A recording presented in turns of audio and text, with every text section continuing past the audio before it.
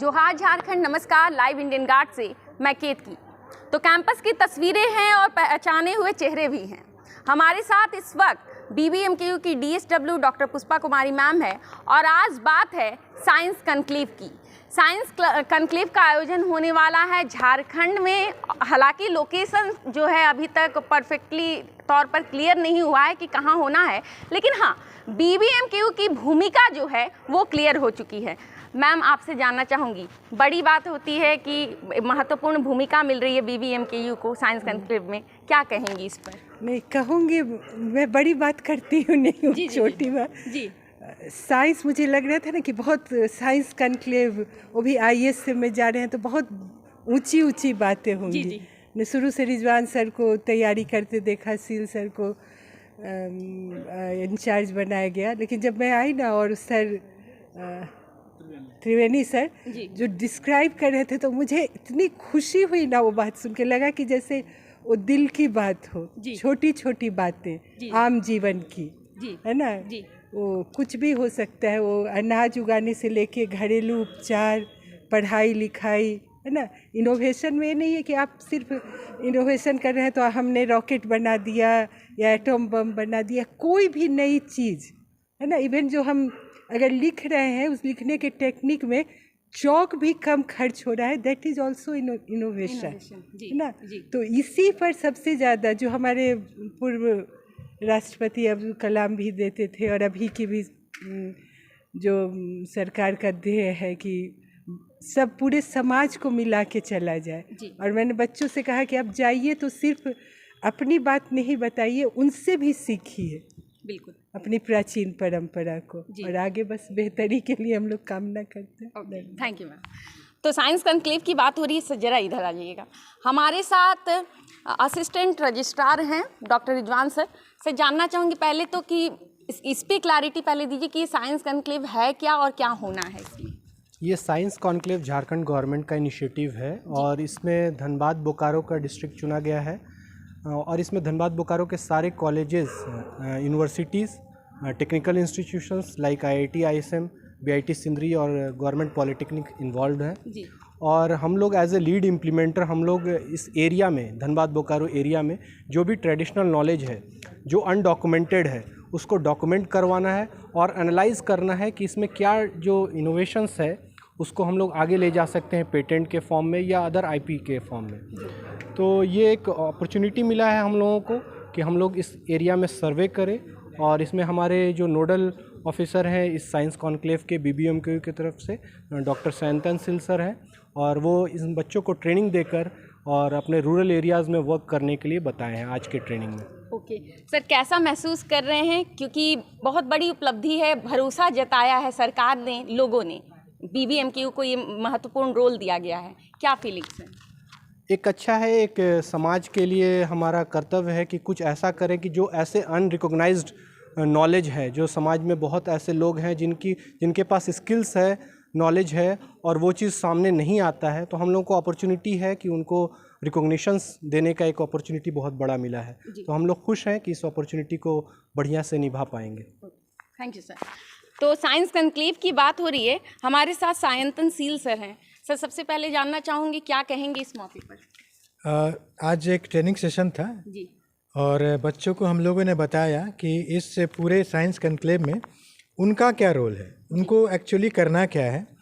ये जो science conclave है ये गवर्नमेंट का एक बहुत अच्छा इनिशिएटिव है जिससे कि जो भी ट्रेडिशनल चीज़ें हैं उनको ढूंढ के निकालना है, न कि ढूंढ के निकालना है उनको जो कि ख़त्म ना हो जाए, एक्सटिंक्ट ना हो जाए, तो इसको रोक के रखना है और इसके साथ उनको सामने लाने के लिए हम लोगों को एज ए टूल गवर्नमेंट इस्तेमाल करेंगी और हम लोगों को उनको सामने लेके आना है और उससे उनको मॉनिटरी फ़ायदा हो। ये भी देखना है कि वो अपना काम पेटेंट करा सके जिससे कि उनको इंडस्ट्रियली वो या कमर्शियली उसको प्रोड्यूस कर सके, ये भी हम लोगों को देखना है। सर, एक बात, जैसे BBMKU के विद्यार्थी जो हैं वो इस काम को कैसे करेंगे? वो गांव में जाएंगे जी। और फिर उसके बाद क्या चीज़ें जी, ये जो काम है इसके लिए हम लोगों को ब्लॉक्स और उसके बाद ब्लॉक्स में जो पंचायत है अकॉर्डिंगली हम लोग ग्रुप बनाएंगे और ग्रुप के साथ मान लीजिए 5 का ग्रुप या 10 का ग्रुप बनेगा और फिर उन लोगों को बताया जाएगा कि इस पंचायत में जाना है। उसके बाद वहाँ पर वो काम करेंगे, वहाँ से वो लोग देखेंगे कि क्या ट्रेडिशनल इनोवेटिव चीज़ें हैं, उसके बारे में एक बार वो पता चल जाए। फिर एक सॉर्ट ऑफ सर्वे होगा, किस तरह से वो काम हो रहा है, ट्रेडिशनली वो कितने दिन से होता आ रहा है, उससे किसको फ़ायदा हो रहा है, कितना फ़ायदा हो रहा है, इसका एक डॉक्यूमेंटेशन होगा। उसके बाद जो डाटा हमारे पास आ जाएगा उसका एनालिसिस होगा और एनालिसिस होने के बाद जो नेट रिजल्ट होगा, जो नेट आउटपुट होगा, उस पर फिर काम किया जाएगा। सर एक बात और, क्या ये केवल साइंस के बच्चे ही डेटा कलेक्शन के लिए गांव में जाएंगे या हर जितने फील्ड से यहाँ हैं अलग अलग? नहीं, ऐसा कुछ रेस्ट्रिक्शन नहीं है, साइंस के बच्चे नहीं, सभी बच्चों को बोला गया है। और कुछ भी ऐसा रेस्ट्रिक्शन नहीं है। अच्छा, तो ये बच्चों को ट्रेनिंग दी जाएगी उससे पहले? जी 2 ट्रेनिंग सेशन हो चुका है। एक ये आज फिजिकल ट्रेनिंग थे, इससे पहले ऑनलाइन ट्रेनिंग सेशन जो है हमारा नॉलेज पार्टनर सिम्फर है, उनके तरफ से एक ट्रेनिंग सेशन 5 को हुआ था, ऑनलाइन था।